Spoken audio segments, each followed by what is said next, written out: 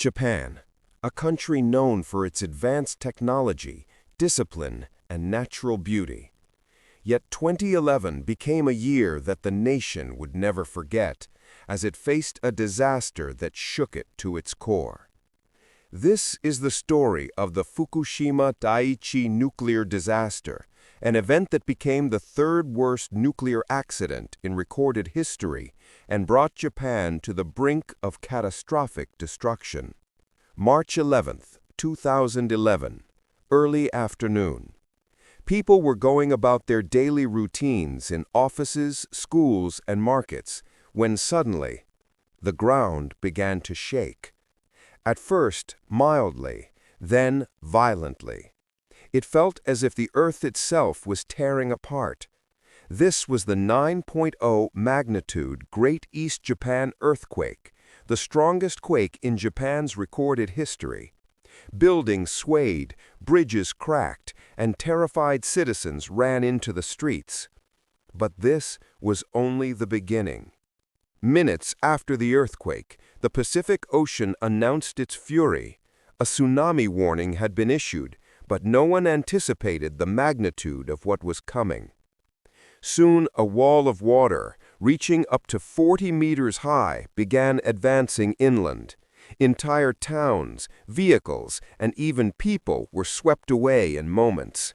The tsunami devastated coastal cities and villages, leaving behind death and destruction on an unimaginable scale. Yet for Japan, the real danger was yet to come. Among the areas hit, one location suffered the most severe consequences: the Fukushima Daiichi nuclear power plant. Situated close to the sea, the plant was directly in the path of the monstrous waves. The tsunami breached protective seawalls and damaged the plant's infrastructure, flooding the reactor's cooling systems. Without cooling, nuclear reactors can overheat dangerously, a fact that engineers knew all too well. The plant's staff immediately activated emergency protocols, but events unfolded faster than anticipated. Backup diesel generators, crucial for maintaining cooling, were also submerged and destroyed. In other words, no power, no cooling, and rising pressure within the reactors. Reactor 1 began heating rapidly, approaching dangerous temperatures. The risk of a meltdown, a catastrophic failure of the reactor core, was imminent. Inside the plant were brave workers, later known as the Fukushima 50. They risked their lives to stabilize the reactors. They knew that exposure to high radiation levels could be fatal within minutes, yet they persisted. Their mission: prevent a disaster that could surpass the devastation of Hiroshima and Nagasaki combined. Hydrogen gas began accumulating within the reactor buildings, creating the perfect conditions for an explosion. And then it happened. A massive blast. The top of Reactor Building 1 exploded, sending a cloud of radioactive smoke into the sky. The news spread instantly.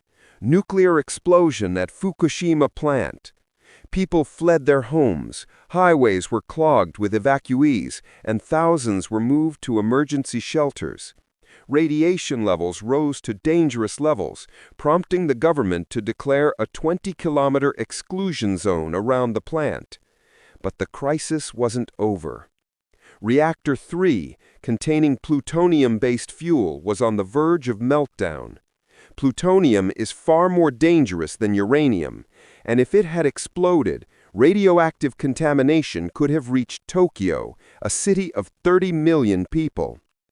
Japan's Prime Minister held an emergency press conference, eyes filled with worry. "We are facing the worst crisis since World War II." Inside Fukushima, panic was palpable, yet the workers did not give up. They knew that if they failed to manually restore the cooling systems, the entire nation could be covered by a lethal radiation cloud. Imagine a room where radiation levels are so high that even 10 minutes of exposure increases the risk of cancer, and these workers spent hours inside such conditions, risking everything to save their country. Their mission was simple, yet monumental: save Japan. Through the coordinated efforts of helicopters dropping water, fire trucks spraying coolant, and manually operating valves, the pressure within reactors 2 and 3 was finally reduced. Temporary stabilization was achieved, preventing immediate catastrophic meltdown. However, the threat of radiation release and further explosions lingered. The combination of the tsunami and nuclear meltdown had turned Japan into a living nightmare. Entire towns were destroyed, thousands displaced, and the fear of invisible radiation loomed over the nation. Everyone could only wonder. Following the explosions at Fukushima Daiichi, the Japanese government faced a crisis unlike any in its modern history. Tens of thousands of people had already evacuated the area, but the fear of radiation spread panic even further. Schools, hospitals, and homes were abandoned, and the nation grappled with an invisible enemy: radioactive contamination. Radiation doesn't announce itself. It silently contaminates air, water, and soil. In the days following the disaster, measurements around the plant showed radiation levels hundreds of times higher than normal. Authorities instructed people to stay indoors, seal windows, and avoid consuming local produce. Farmers, fishermen, and families living nearby watched helplessly as years of labor and livelihoods were threatened by the unseen poison. The international community reacted immediately. Experts from around the world warned that if the situation worsened, Japan could face a disaster comparable to, or even worse than, Chernobyl in 1986.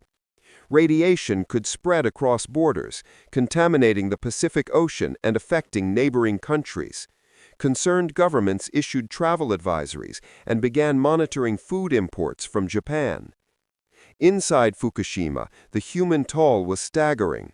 The plant workers, the Fukushima 50, continued their dangerous work despite extreme radiation. Wearing protective suits, they manually operated valves, sprayed water, and monitored reactor temperatures around the clock. Their efforts prevented the total meltdown of all reactors, which would have made large parts of eastern Japan uninhabitable for decades. Meanwhile, the government implemented long-term measures to contain radiation. Evacuation zones were extended, and some areas remain restricted to this day. The cleanup process began, a task expected to take decades. Contaminated soil had to be removed, buildings decontaminated, and radioactive water stored in enormous tanks. The cost of the disaster, in both human and economic terms, reached tens of billions of dollars. The disaster also exposed vulnerabilities in Japan's nuclear infrastructure.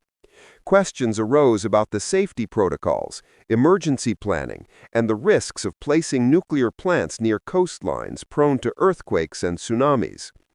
Policymakers faced difficult choices.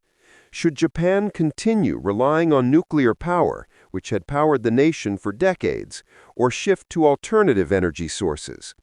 Fukushima sparked debates worldwide about the future of nuclear energy. In the human level, the psychological impact was profound.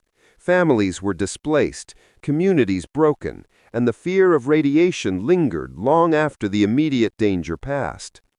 Children in affected areas were particularly vulnerable, with concerns over long-term health risks such as thyroid cancer. Support networks, mental health services, and government assistance became crucial in helping people rebuild their lives. Yet amidst the devastation, stories of courage and resilience emerged. Emergency responders, volunteers, and ordinary citizens risked their lives to rescue others. Communities came together, offering shelter and aid to those forced from their homes. Scientists worked tirelessly to understand radiation levels and develop new ways to decontaminate affected areas. Japan, a nation already tested by natural disasters, demonstrated remarkable determination in the face of an unprecedented crisis. Globally, Fukushima became a cautionary tale.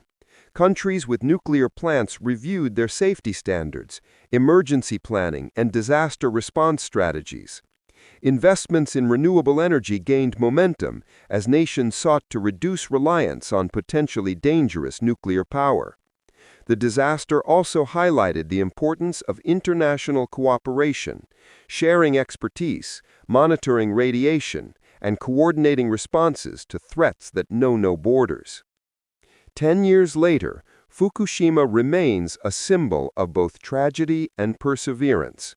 The reactors are in the process of decommissioning, a painstaking effort expected to take decades. Evacuated communities are slowly returning, though scars, both physical and emotional, remain. Lessons learned from Fukushima have reshaped Japan's approach to energy, disaster preparedness, and crisis management. In the end,